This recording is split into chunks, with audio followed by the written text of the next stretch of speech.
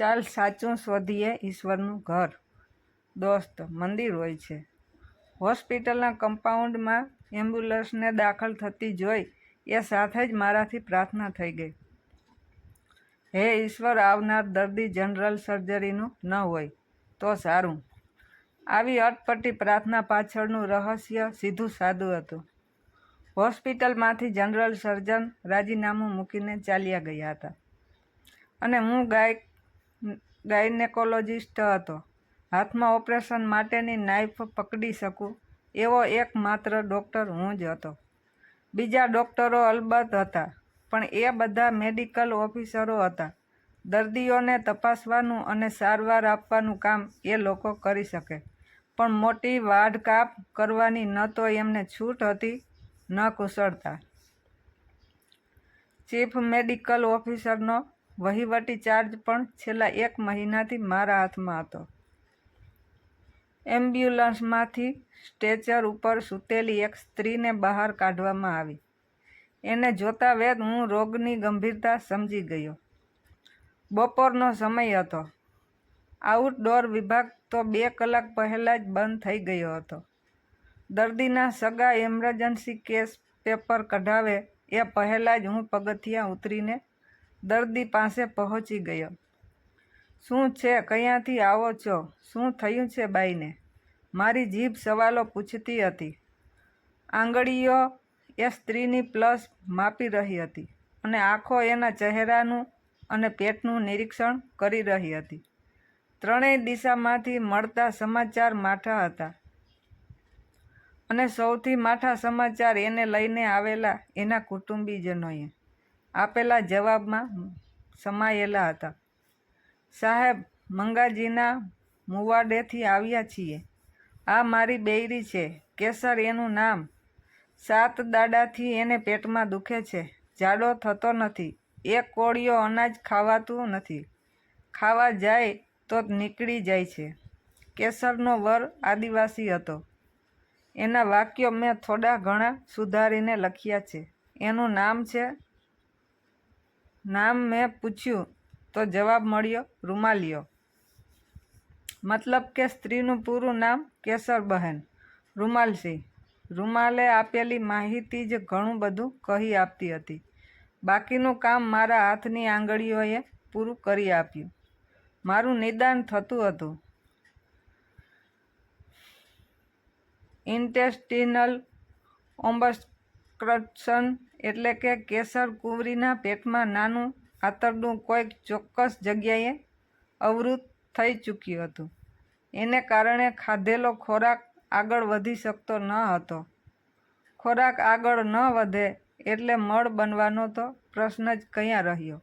અને આમ થયા પછી પણ ખાધે રાખવાથી દેખીતું છે કે પેટ ફૂલવા માંડે અને પછી તો એક તબક્કે એવી સ્થિતિ પેદા થઈ જાય કે રોટલાનું એક બટકું ખવાઈ જાય તો એ નીકળી જાય.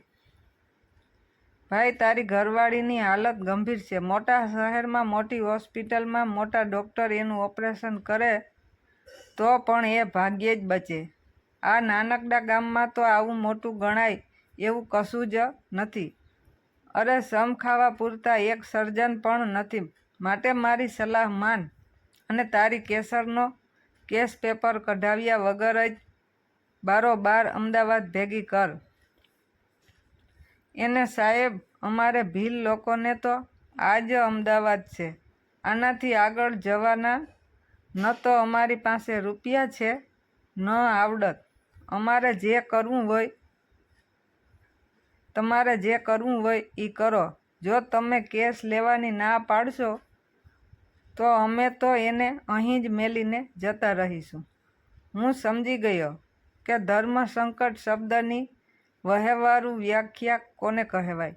મારી આંખો સામે અમદાવાદની VSK સિવિલ હોસ્પિટલનું વિશાળ આધુનિક સગવડોથી સુસજ્જ ઓપરેશન થિયેટર, એના કુશળ અનુભવી સર્જનોનો, એમને ઓપરેશનમાં મદદ કરતી સહાયક તબીબોની ટુકડી, 3 થી 4 એનેસ્થેટિસ્ટ્સ, જરૂર પડે તો અડધા કલાકમાં હાજર થઈ જતી 5-15 બ્લડ બોટલ્સ, આ બધું રમી રહ્યું. અમારી હોસ્પિટલમાં એક નાનકડા ઓપરેશન થિયેટર સિવાય બીજું કશું જ નહોતું. મારે યુદ્ધ લડવાનું હતું અને મારા ભાથામાં એક પણ શસ્ત્ર કે અંશ ન હતું. નવા સર્જન આવે એને હજુ 2-3 મહિનાની વાર હતી. મને અચાનક ડૉક્ટર પટેલ યાદ આવ્યા. ડૉક્ટર જનરલ સર્જન હતા, વરિષ્ઠ હતા, હોશિયાર હતા અને અનુભવી, પણ વર્ષો પહેલાં તેઓ આ જ હોસ્પિટલમાં CMO તરીકે નોકરી કરી ચૂક્યા હતા. સાચુકલા માણસ હતા. મારે એમની સાથે એવો કશો ઘરોબો ન હતો. આ ઘટના બની ત્યાં સુધીમાં ભાગ્યે જ કોઈ મિટિંગમાં એકાદ વાર અમે મળ્યા હોઈશું. તે પણ અલપ જલપ. મેં એમને ફોન જોડ્યો. એક ગરીબ આદિવાસી મહિલાની જિંદગી બચાવવાની છે, આવશો? ના. ડૉક્ટર પટેલ મહેસાણાના હતા.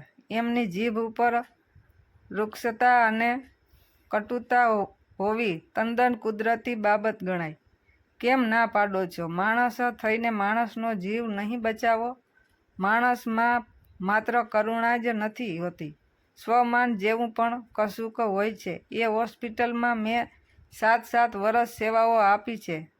પછી લુચ્ચાને સ્વાર્થી ટ્રસ્ટીઓએ મને હળધૂત કરીને તગેડી મૂક્યો છે. તમારા ટ્રસ્ટીઓને કહો કે મોઢામાં તરણું મૂકીને મારી માફી માંગે, 2 હાથ જોડીને મારા પગમાં પડે. એ પછી હું વિચારું કે મારે ત્યાં આવવું કે નહીં. ડૉક્ટર પટેલ, તમે અશક્ય શરતો મૂકી રહ્યા છો. એક સામાન્ય આદિવાસી બાઈ માટે આ ધનવાન શિઠિયાઓ તમારા પગે પડે નામુમકિન. એવી ગરજ તો મને પણ ન હોઈ શકે. તમે પટેલ છો તો હું બ્રાહ્મણ છું. ભગવાન કૌટિલ્ય અને પરશુરામના વંશજોના શબ્દકોશમાં વિનંતી, આજીજી કે શરણાગતિ જેવા શબ્દો ગેરહાજર હોય છે. પણ એટલું યાદ રાખજો કે આપણે બંને ભલે માણસ ન હોઈએ, પણ ડૉક્ટરો તો જરૂર છીએ. હું ફોન મૂકું છું. તમારે આવવું હોય તો આવો, નહીંતર કેસર જઈ રહી છે. આવી નિષ્ઠુર દુનિયામાં રહીને એને કામ પણ શું છે? મેં રિસીવર જે રીતે મૂક્યું એને મૂક્યું ન કહેવાય, પણ પછાડ્યું કહેવાય. 5 જ મિનિટ પછી ડૉક્ટર હોસ્પિટલમાં હતા અને 10 મિનિટ પછી કેસર ઓપરેશન ટેબલ ઉપર સૂતી હતી. અમારો અંગૂઠા છાપ વોર્ડબોય એના મોં ઉપર માસ્ક મૂકીને ઓપન ઇથરનું એનેસ્થેસિયા ઘુસાડી રહ્યો હતો અને 10 મિનિટ પહેલાં એક બીજા ઝઘડી ચૂકેલા 2 સ્વમાની ડૉક્ટરો સંપીને એક મેજર ઓપરેશન શરૂ કરી રહ્યા હતા. શસ્ત્રક્રિયા પૂરા 4 કલાક સુધી ચાલી. લગભગ અડધા ફૂટ જેટલું નાનું આંતરડું કાપી નાખવું પડ્યું. પછી એન્ડ ટુ એન્ડ એનેસ્ટોમોસિસ કરવું પડ્યું. આ એક અટપટી તબીબી પરિભાષા છે, માત્ર ડૉક્ટરો જ સમજી શકે તેવી. પણ ટૂંકમાં કહું તો મારી જિંદગીમાં મેં જોયેલું આ એક સર્વશ્રેષ્ઠ ઓપરેશન હતું. એ પહેલાં અને પછી બીજી અનેક મોટી શસ્ત્રક્રિયાઓ મેં જોયેલી છે, પણ આટલી મહત્ત્વની એમાંથી એક પણ ન હતી. 5 કલાકના કુલ પરિશ્રમ પછી હું અને ડૉક્ટર પટેલ મારા ક્વાર્ટરમાં બેસીને ગરમાગરમ ચાનો કપ માણી રહ્યા હતા. મેં વાતમાં પૂછી નાખ્યું, ડૉક્ટર, ઓપરેશન તો આપણે કરી નાખ્યું, પણ એ સફળ તો જશે ને? કેસર જીવી તો જશે ને? જરૂર જીવી જશે ડૉક્ટર ઠાકર. એને ખબર છે કે આ જગત એટલું બધું નિષ્ઠુર નથી અને આ દેશના ડૉક્ટરો એટલા બધા અભિમાની નથી કે એક ગરીબ આદિવાસી સ્ત્રીએ અકાળે આ દુનિયા છોડીને ચાલ્યા જવું પડે.